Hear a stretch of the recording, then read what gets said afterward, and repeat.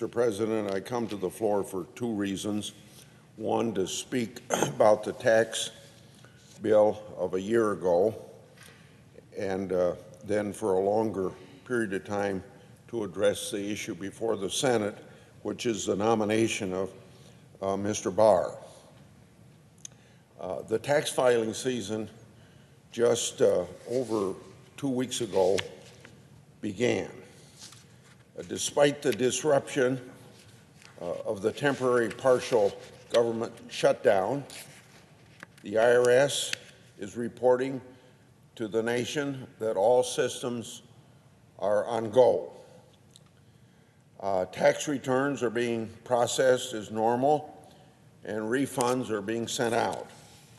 While there are lingering effects from the shutdown, overall IRS and Treasury have done a pretty good job of maintaining its effects on tax filers, or minimizing the effects of the shutdown on tax filers.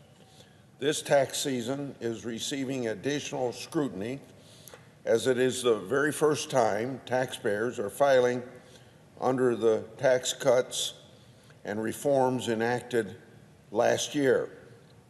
My colleagues on the other side of the aisle and some in the media appear to be obsessed with finding anything they can manufacture to declare the filing season under the new law a failure.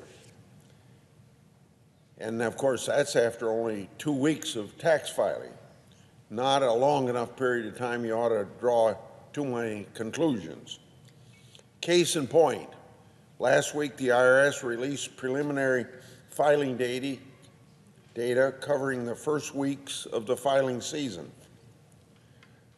Immediately, naysayers began focusing on data that suggests tax refunds in the first week were down slightly over last year, as well as focusing on anecdotal social media posts. Never mind that the current refund numbers are based on only a few days of data, or that refund statistics can vary widely from 1 week to the next. Never mind that the most of the social media posts are unverified. Many have the markings of a coordinated effort by liberal activists who have regularly used hashtag GOP tax scam to attack the law on Twitter, despite a vast majority of taxpayers paying less in taxes. Yet, our journalists, who are well educated and ought to know better, fall for it, and fall for it hook, line, and sinker, including such tweets in articles with no questions asked or verifying the veracity of these claims.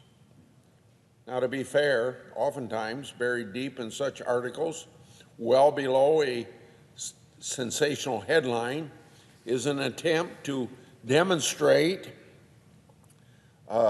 some semblance of unbiased reports, noting that under the tax law, most taxpayers will see tax cuts. That's right, most taxpayers will see tax cuts. You most assuredly wouldn't know this from the headlines bemoaning a reduction in tax refunds. But the vast majority of taxpayers experienced a tax cut last year and will this year as well. Every analysis from the Nonpartisan Joint Committee on Taxation to the right-leaning Tax Foundation to the Liberal Tax Policy Center demonstrates that taxpayers are sending less of their hard-earned money to Washington this year. As an example, an Iowa family of four with the state's family median income of around $75,000 stands to see their tax bill cut by more than half, or about $2,500 in savings. This is real tax relief that began appearing in many taxpayers' paychecks at the start of 2018. And that's a very important point. The government could have chosen to deprive this taxpayer of this extra $2,100 last year until they filed their taxes right during this tax season. This may have been the best thing to do if you're someone who starts with the assumption that their money would be better off in the hands of the government, interest-free. But I do not believe that that's the best thing to do. I believe taxpayers know better how to spend their hard-earned money than Washington does. It should be up to the individual taxpayer, whether it's in his or her interest to put that extra $2,100 or about $175 a month in a savings account, or spend it by buying school supplies for their children, or maybe even making a car payment. That's a decision 157 million taxpayers can make, and not 535 members of Congress or the bureaucrats that are help spending the money.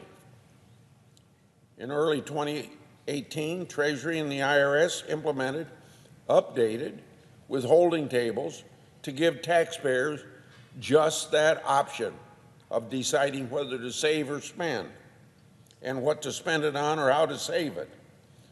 A chief priority for the new withholding tables was accuracy. The IRS goal was to help taxpayers get the right amount withheld from their paycheck.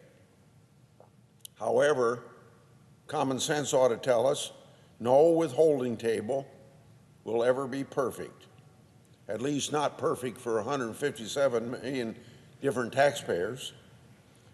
If there were, then of course there would be no need for tax refunds. Only what was necessary to satisfy a taxpayer's tax obligation would need to be taken from their paychecks. But that is unlikely. Every taxpayer is affected a little differently under the tax code based on their personal circumstances, and some taxpayers' incomes may fluctuate throughout the year. This makes exact withholding based on general tables nearly impossible. As a result, then, the amount of a taxpayer's refund is unlikely to be exactly the same as it was under the old law compared to our new law. Yes, some taxpayers may see a smaller refund, but others may see a larger refund. But get this, the size of one's refund tells you nothing about whether a specific taxpayer benefited from last year's tax law. Given this fact, then the best way for any taxpayer to see how tax reform affected their bottom line is to compare this year's tax return with last year's tax return, rather than making that judgment whether you're paying more or less taxes based upon what the refund is. Tax preparers and tax return software often will provide an analysis comparing the current and previous year's tax return. I encourage taxpayers to compare the total amount of taxes paid this year with the total taxes paid last year. Or, if your income materially changed from last year, compare your effective tax rate. That's the taxes paid as a percentage of your adjusted gross income. If your tax preparer does not already provide you with this information, simply ask them for that information. If taxpayers take this approach, the vast majority will see that their tax bill has gone down. This is what matters, not the size of their refund. The size of the refund tells you nothing beyond the degree to which a taxpayer has overpaid their taxes over the course of the year. I hope Americans will take the time to check so that they know the real effects of last year's tax cuts has had on their lives and their family.